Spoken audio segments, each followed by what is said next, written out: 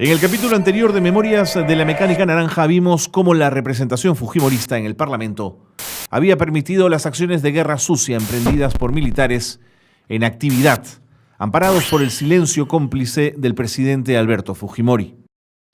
Por esos días, otro militar institucionalista, el general de división del ejército peruano Rodolfo Robles, uno de los hombres más destacados del ejército, denunció la violación sistemática de los derechos humanos por parte de escuadrones de operaciones encubiertas del SIN. En junio de 1993, el Congreso, aún constituyente, cerró el caso Cantuta. El oficialismo rechazó el dictamen que establecía responsabilidad penal de los militares. Pero el caso adquirió mayor repercusión cuando el mes siguiente se encontraron 4 fosas con restos humanos calcinados en Cieneguilla, al este de Lima. La teoría del autosecuestro sugerido por el gobierno quedó desbaratada. Llegaba ya el momento de votar la nueva Constitución. No tenía mayores modificaciones a excepción de los capítulos de defensa, orden interno y economía en comparación con la de 1979. Incluía la reelección presidencial inmediata pensada para una elección más de Fujimori. El 52% votó a favor de la nueva Constitución. Los militares querían impunidad absoluta para los delitos cometidos contra los derechos humanos en los 80 y para cubrirse de futuros procesos judiciales. Por eso en 1995 Fujimori y Montesinos propusieron una amplia ley de amnistía. El proyecto de ley de amnistía fue aprobado una madrugada. Esta beneficiaba a los sentenciados por gravísimas violaciones a los derechos humanos durante la lucha contra el terrorismo. Esta ley permitió, por ejemplo, la libertad de los asesinos de la Cantuta. El pretexto era favorecer lo que el gobierno llamaba reconciliación. Aquello era una auténtica vergüenza. Impresentables legisladores como Chumeris, Francisco Tudela, Marta Chávez, Gilberto Ciura o Rafael Rey apoyaron esta barbaridad. Sin control de ningún tipo, el SIN de Montesinos junto a Fujimori y las Fuerzas Armadas siguieron atropellando los derechos humanos. Las facultades excesivas dadas a los militares para enfrentar la violencia de Sendero creó un fenómeno hasta entonces nunca visto, el de los inocentes en prisión, como mencionamos en el capítulo anterior. Se formó una comisión encargada de revisar los casos individuales y de hacer recomendaciones al presidente para otorgar el indulto. Los militares habían cometido todo tipo de arbitrariedades al detener a tantas personas sin pruebas. Torturaron para obtener declaraciones y juzgaron a civiles, tapándose el rostro, que no quedaba otra que revisar ese desastre. Así, solo entre agosto de 1996 y diciembre de 1999, se produjeron en total 1.087 liberaciones de inocentes injustamente encarcelados, ya sea por indulto o por absoluciones. Fujimori ganó las elecciones de 1995 en primera vuelta con el 67% de respaldo al derrotar al embajador Javier Pérez de Cuéllar. La población en su mayoría compró, por miedo. El discurso gubernamental machacaba que solo Fujimori podía salvar al país, que él representaba la mano dura y que sin él el terrorismo volvería. Pero 1996 sería un año clave. La joven Constitución del 93 incluía el artículo sobre la reelección inmediata. Querían que Fujimori gobernase también del 2000 al 2005. 3 periodos seguidos, algo que la Carta Magna no permitía. Para ello necesitaban aprobar la norma por una ley que llamaron de interpretación auténtica. Esa norma establecía que el primer gobierno del presidente Fujimori era el que comenzó en 1995, porque recién en ese periodo gobernaba bajo la Constitución del 93.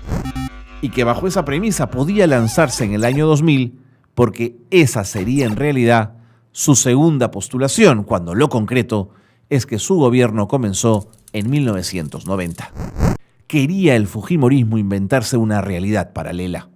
Sin embargo, un tribunal constitucional valiente estableció que esa ley de interpretación auténtica no era aplicable para el presidente Fujimori. El oficialismo desesperado interpuso una acción de amparo contra la decisión. Como no podían ganar, la prepotencia fujimorista del Congreso destituyó a 3 magistrados del tribunal por haber fallado en contra de la ley de interpretación auténtica. Esa era la magnitud de su prepotencia. Mientras tanto, el gobierno de los militares, el SIN y Fujimori seguía tolerando actos execrables e inhumanos al margen de la ley, cometidos por el SIN y las Fuerzas Armadas. Amedrentaban a parlamentarios de oposición. Se conoció el estado en que quedó otra agente de inteligencia, Leonor La Rosa, luego de haber sido torturada por sus propios compañeros, acusada de filtrar información al diario La República. En el final del año 96 y el verano del 97, el país vivió con sobresalto la toma de la residencia del embajador japonés por parte de los terroristas del MRTA. El gobierno ejecutó la operación de rescate Chavín de Huántar. Fue una operación exitosa.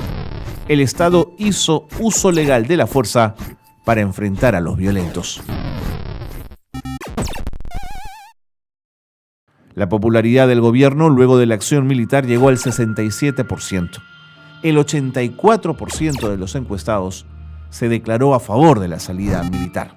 Sin embargo, cuando se supo que hubo muertes extrajudiciales de los MRTistas, una vez terminado el operativo, la percepción de la operación cambió en vastos sectores de la población. El Estado de Derecho no mata delincuentes, los enjuicia y luego encarcela, pero no asesina. El fujimorismo, tras los escándalos, llegó muy desgastado a las elecciones del 2000. Estaba agobiado por las evidencias de corrupción, por la cada vez mayor cantidad de pruebas de asesinatos cometidos por oficiales en actividad en el desarrollo de acciones de guerra sucia.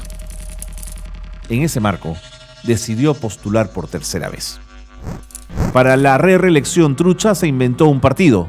Eso el fujimorismo siempre lo hizo muy bien. La Alianza Perú 2000. El gobierno hizo trampa y ganó las elecciones. No se olviden que el plan militar detrás de todo esto, el llamado Plan Verde, necesitaba de un gobierno de largo aliento a cualquier precio. Hasta que todos pudimos ver la evidencia más clara de la podredumbre. Un video donde Montesinos soborna a un impresentable congresista desata el fin. Montesinos, como las ratas, huyó. Había amasado fortunas. Fujimori adelanta elecciones, huye semanas después a Japón, renuncia por fax a la presidencia y allí se esconde. Recurrieron nuevamente a la inscripción vigente de Cambio 90 y con otro partido de fachada del fujimorismo, Nueva Mayoría, formaron la Alianza por el Futuro. Postularon a Marta Chávez a la presidencia y, por supuesto, nadie votó por ella. No contento con tan vergonzosa salida para un presidente refugiado en Tokio en el 2007, el presidente prófugo candidateó al Senado japonés. Tampoco nadie votó por él. Y ese es el momento en que Keiko Fujimori comenzó a crecer y a liderar la bancada. Funda otro partido llamado Fuerza 2011 para las elecciones. Perdió. Luego del 2011, Keiko y su gente se inventaron otro partido fachada o membrete político, carente de toda identidad y arraigo, para el 2016, llamado Fuerza Popular.